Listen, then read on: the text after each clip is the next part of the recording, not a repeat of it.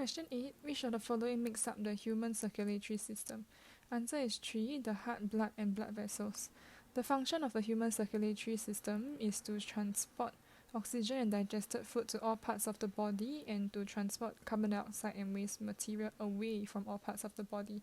So the heart will pump blood containing these substances throughout the body within the blood vessels. Other systems of the human body would be the respiratory system, skeletal system, digestive system, and muscular system. The respiratory system consists of the nose, windpipe, lungs, and diaphragm. The function of the respiratory system is to take in oxygen for the human body and to remove carbon dioxide from the human body.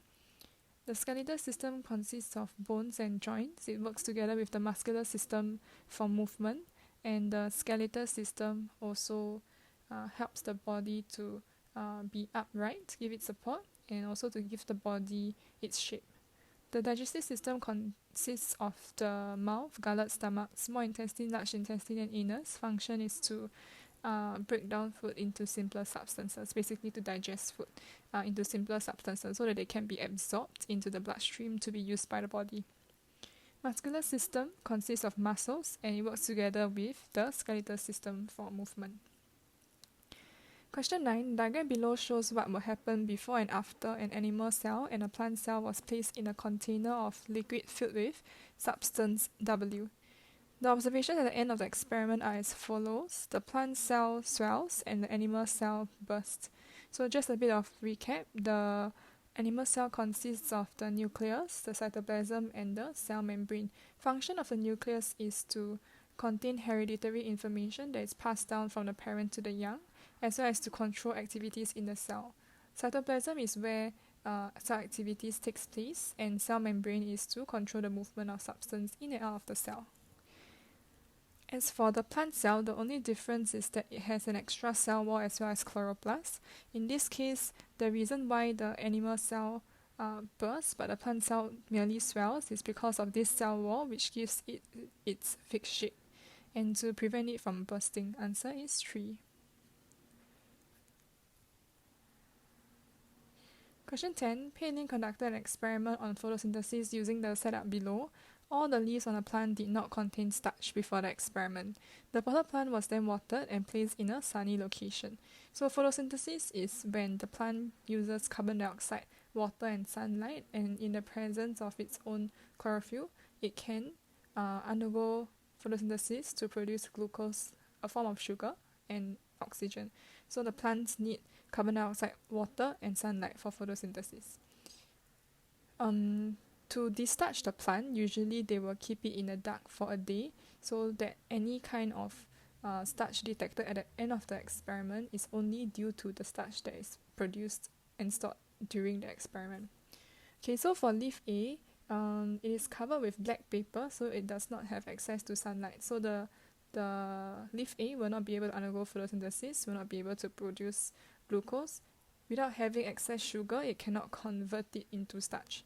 For leaf D, it does not have carbon dioxide, so once again cannot undergo photosynthesis, and it will not be able to produce glucose. Without excess sugar, it will not be able to store it as starch.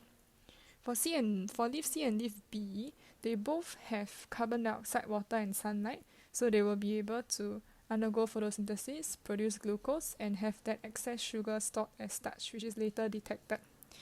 So for leaf B, even though it was placed in a flask that absorbs water vapor, the leaf is not responsible for taking in water, it is the roots. So leaf B will still be able to get water because water taken in by the roots will be transported to the leaf via the water carrying tubes.